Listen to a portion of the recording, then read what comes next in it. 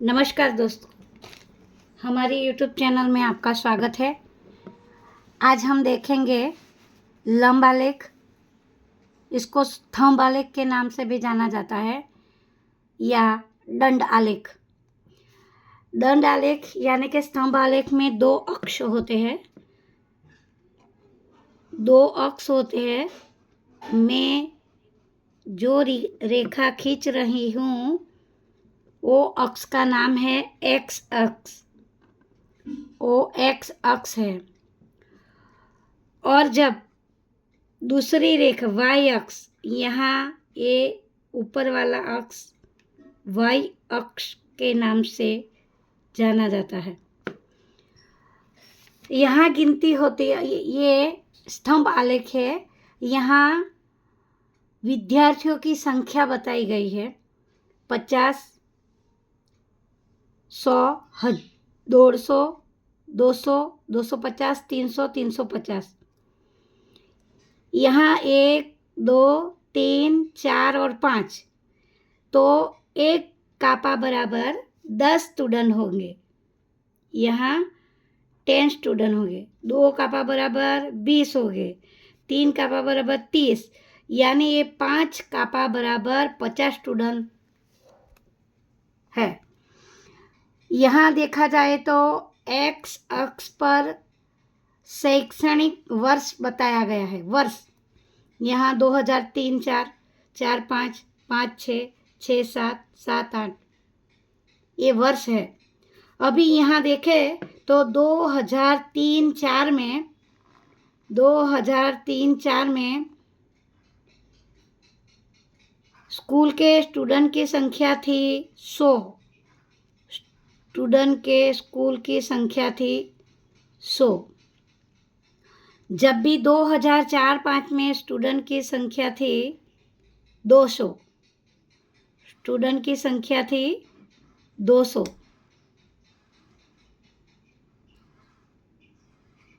ये 200 वाली संख्या, स्टूडेंट की संख्या थी 200। क्यों 200? 2004 में 200 संख्या थी, तो यहाँ एक कापा बराबर, ये 5 कापा बराबर 50, दूसरे 5 कापा એટલે 100, तीसरे 5 कापे એટલે 150 और चौथे 5 कापे पे 200। यानी कि 2004 और 5 में स्टूडेंट की संख्या थी 200। ये था हमारा अक्ष।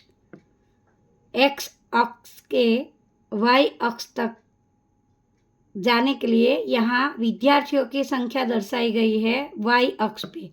जब एक्स अक्ष पे साल की संख्या दर्शाई गई है। जब भी यहाँ देखें 2005 और 6 में, 2005 और 6 में विद्यार्थियों की संख्या बताई गई है 250। कितनी बताई गई है? 250 विद्यार्थियों की संख्या यहाँ बताई गई है।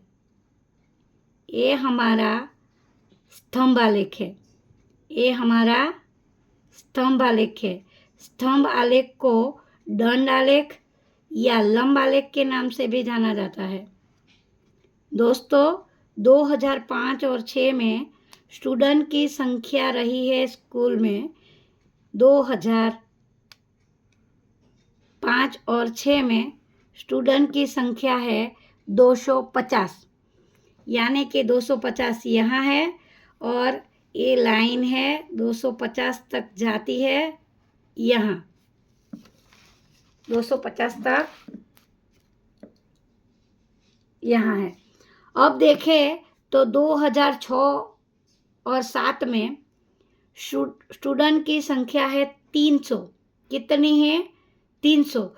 तो हमें यहाँ से एक लाइन खींचना है और खींच के 2006 और 7 तक की लाइन तक जाना है और हमें आलेख का निर्माण करना है। तो ये रहा हमारा स्तंभ आलेख। 2006 और 7 में 6 और 7 में स्टूडेंट की संख्या है 300, स्टूडेंट की संख्या है 300। 2006 और 7 में स्टूडेंट की संख्या है 300।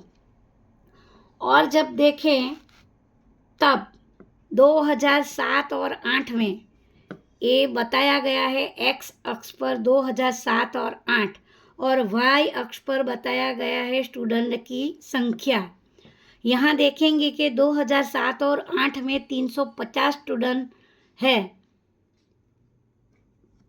स्टैंडर्ड 8 में 350 स्टूडेंट 2007 में है, तो 350 की रेखा यहाँ तक जाती है और 2007 और 8 में ये हमारा बनता है 2007 और 8 हमारा एक्स अक्ष पर है। हमारा स्तंभ आलेख इस तरह बनता है। हमारा स्तंभ आलेख 2007 और 8 में स्टूडेंट की संख्या है 350। हम इस तरह इसको आलेखते हैं कि जब हम अच्छे से देख सके। आप देख सकते हैं 2003 और 4 में स्टूडेंट की संख्या है 100। 2004 और 5 में स्टूडेंट की संख्या है 200। 2005 और 6 में स्टूडेंट की संख्या है 250। 2006 और 7 में स्टूडेंट की संख्या है 300 और 2007 और 8 में स्टूडेंट की संख्या है 350। ये है हमारा दोस्तों स्तंभ आलेख। अब यहाँ की आलेख में कई क्वेश्चन आंसर भी होते हैं। तो यहाँ क्वेश्चन रहता है, लंबा लेख द्वारा कौन सी माहिती दर्शाई गई है? तो यहाँ लंबा लेख द्वारा यहाँ एक्स अक्ष पे शैक्षणिक वर्ष की माहिती दर्शाई गई है और वाई अक्ष पे स्टैंडर्ड 8 के स्टूडेंट की संख्या बताई गई है। दूसरा क्वेश्चन बनता है, कौन से वर्ष में स्टूडेंट की संख्या सबसे महत्तम है?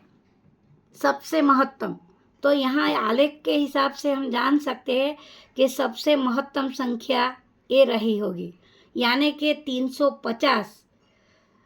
2007 में स्टूडेंट की संख्या सबसे बड़ी महत्तम संख्या रही होगी 350 और 2007 में। और दूसरा क्वेश्चन ये भी बनता है कि कौन से वर्ष में विद्यार्थियों की संख्या सबसे कम होगी? तो यहाँ दिखा जाता है कि 2003 और 4 में स्टूडेंट की संख्या सबसे कम रही है, यानी कि सिर्फ 100 तक ही रही है। और यहाँ देखा जाए तो अगला क्वेश्चन भी कि कौन से अक्ष पे विद्यार्थियों की संख्या दर्शाई गई है? तो सिंपल सा आंसर है कि वाई अक्ष पे, ये वाई अक्ष है, ये पूरा वाई अक्ष है।